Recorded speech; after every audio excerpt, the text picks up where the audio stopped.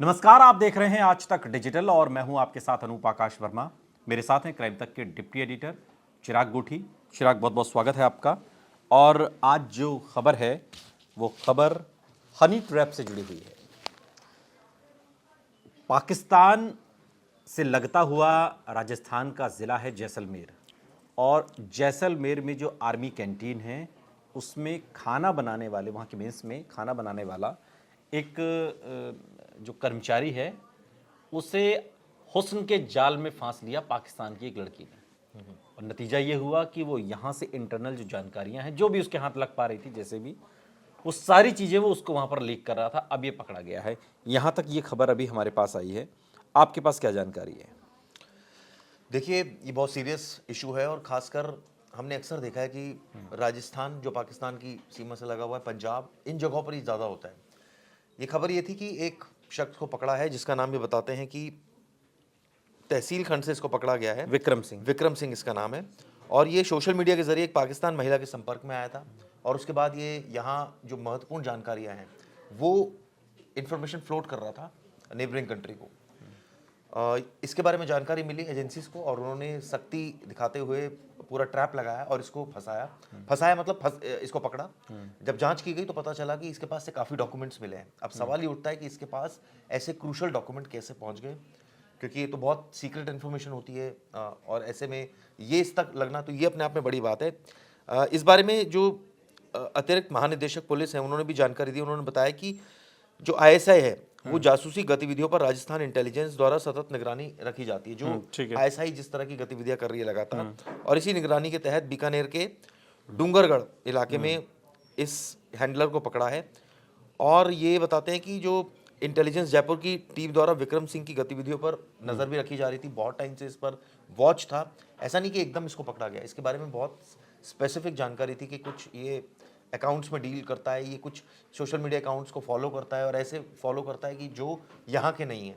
तो इसी वजह से ये रडार में रहा है। और कुछ लोगों ने भी इसके बारे में बताया था इंटेलिजेंस एजेंसीज को, जिसके बारे में बताया गया था कि ये कहीं ना कहीं इसकी गतिविधियां सस्पिशियस है। न सिर्फ ये बहुत ज़्यादा इंटरनेट का इस्तेमाल करता था बल्कि ये थोड़ा अलग थलग भी रहता था, जिस वजह से इसके ऊपर बहुत ज़्यादा शक आ रहा था। और इसी वजह से इसको जब पकड़ा गया तो पता चला कि एक पाकिस्तानी जासूस से बात कर रहा था। अब आप सोचिए कि पाकिस्तान की कोई लेडी है उससे बात कर रहा है और बात भी इस लेवल की जा रही थी कि बहुत सारी सीक्रेट जानकारी वहां तक पहुंचाई जा रही थी।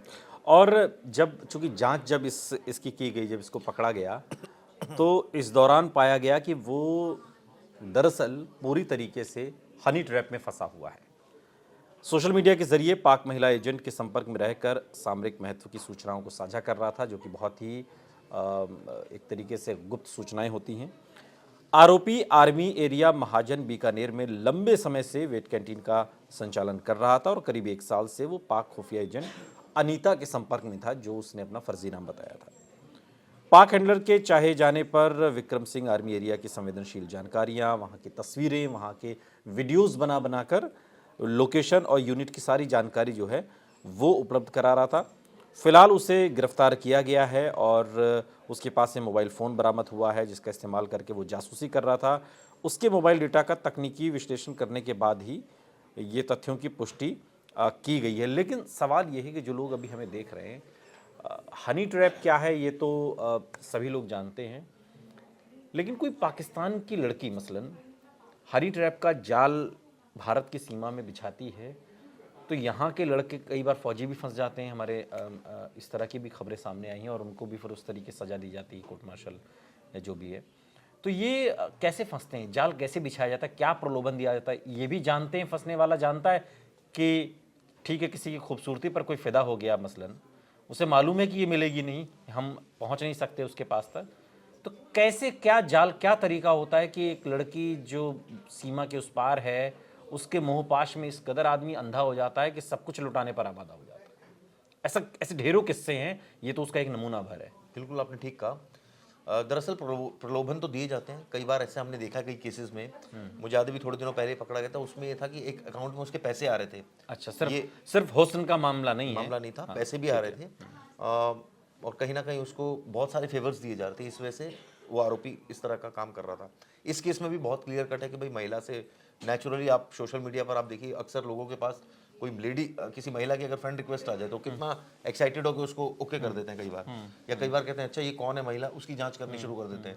नहीं, लोग तो ये एक ह्यूमन टेंडेंसी है, हाँ, इसमें कोई नॉर्मली भी अगर कोई बातचीत कर रहा है तो अभी लोग उसमें 50 लड़कों की दिलचस्पी लेने लगते हैं। 50 लड़कों की अगर फ्रेंड रिक्वेस्ट आई होगी तो लोगों को इंटरेस्ट नहीं रहता उसमें। जहां एक लड़की की अगर आ जाए तो एकदम वो तपाक से कोशिश करते हैं उसको एक्सेप्ट कर ले, या कौन है, फिर वो धीरे धीरे बातचीत करती हैं, बताती हैं मैं यहाँ पोस्टेड हूँ या मैं यहाँ हूँ। ऑब्वियसली वो ये तो नहीं बताती कि वो दूसरे देश में।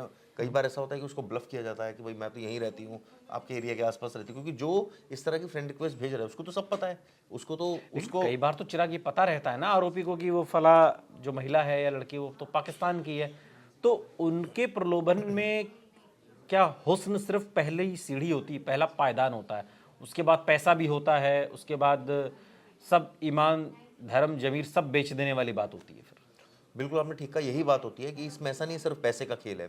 आप सोचिए कि कई हमने केसेस ऐसे भी देखे हैं जिसमें फेवर्स बहुत स्ट्रांगली फेवर दिए गए हैं। कई बार ये कहा था कि मेरी एक दोस्त भी वहाँ रहती है, आप मीन टाइम उससे मिल लो, मैं थोड़े दिनों बाद आ जाऊंगी, इस टाइप के प्रलोभन भी हमने देखा दिए जाते हैं। लेकिन ज़्यादातर केसेस में हमने देखा है कि ये सिर्फ चैटिंग तक सीमित नहीं रहती बात, कि भाई चैटिंग में तो हर किसी को पता है कि चैटिंग तो एक लिमिट तक या बात कर पाओगे, तो कहीं ना कहीं या तो मॉनेटरी गेन्स यानी पैसे का कोई ना कोई लेन देन होता है कहीं ना कहीं, या फिर क्योंकि कोई इन्फॉर्मेशन अगर कोई शख्स निकाल रहा है तो आप सोचिए कि वो भी अपनी जान की बाजी लगाकर वो इन्फॉर्मेशन निकाल रहा है, उसकी नौकरी स्टेक पर है, कल को अगर पकड़ा जाता है तो रिस्क कितना तगड़ा है उसके साथ। तो ये सारी बातें ध्यान में रखकर ज्यादातर केसेस में देखा गया है, ज्यादातर अनूप के पैसों का ज्यादा होता है। लेकिन कई ऐसे भी केसेस हैं कि कई लड़कियां यहाँ पर आ गई हैं सरहद पार करके, वो यहाँ हनी ट्रैप कर रही है, कई इंडियंस हैं जो हनी ट्रैप कर रही हैं और वो इन्फॉर्मेशन बाहर प्रोवाइड की जा रही है।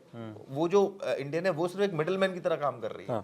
उसका एजेंडा, चूंकि ये पहला केस नहीं है, पिछले ही साल राजस्थान के ही बीकानेर से एक शख्स नरेंद्र कुमार को गिरफ्तार किया गया था। वो सोशल मीडिया के जरिए 2 महिला एजेंट्स के संपर्क में रहकर अंतर्राष्ट्रीय बॉर्डर क्षेत्र की जो सामरिक महत्व की सूचनाएं हैं उन्हें साझा कर रहा था। पिछले साल पकड़ा गया था और उसने पूछताछ में बताया था कि वो 2 साल से फेसबुक पर पूनम बाजवा के नाम से उसे संचालित अकाउंट के संपर्क में है और पूनम ने खुद को भटिंडा निवासी बताते हुए बीएसएफ में डेटा एंट्री ऑपरेटर पद पर कार्य करना बताया था। ये वही बात है जिसका जिक्र आप कर रहे हैं कि वो है पाकिस्तान में, बताती यहाँ की है। हाँ, तो कई केसेस ऐसे हैं और कई तो ऐसे भी हैं जैसे मैंने बताया कि इंडियंस ही होती हैं, वो पाकिस्तानी बताती हैं अपने आप को, और वो यहाँ मिल भी लेती हैं एज अ पाकिस्तानी सिटीजन अपने आप को क्लेम करके, और यहाँ पर वो इन्फॉर्मेशन जो है वो गैदर कर लेती हैं, मॉनेटरी गेन्स भी देती हैं, इसके अलावा सेक्सुअल फेवर्स भी दिए जाते हैं, और जिसके लिए वो काम कर रही थी उस तक सारी इन्फॉर्मेशन पहुंच जाती है। तो ये ज़्यादातर केसेस में देखा गया और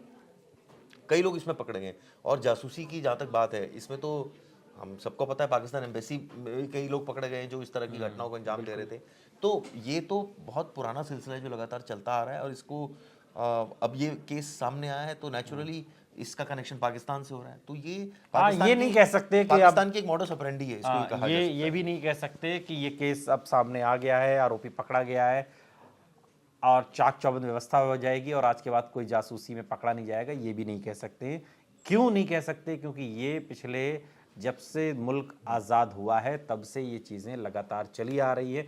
अच्छी बात यह है कि हमारे यहाँ सेना ऐसे लोगों को पलक झपकते ही धर दबोचती है और उसके बाद इस पूरे खेल का पर्दाफाश हो जाता है समय रहते, जैसा कि विक्रम सिंह के साथ इस केस में हुआ है। बहुत बहुत शुक्रिया चिराग, इस तमाम जानकारी के लिए आपका। यहाँ रुक रहे हैं लेकिन आप कहीं जाइएगा नहीं, बने रहिए हमारे साथ, देखते रहिए आज तक डिजिटल।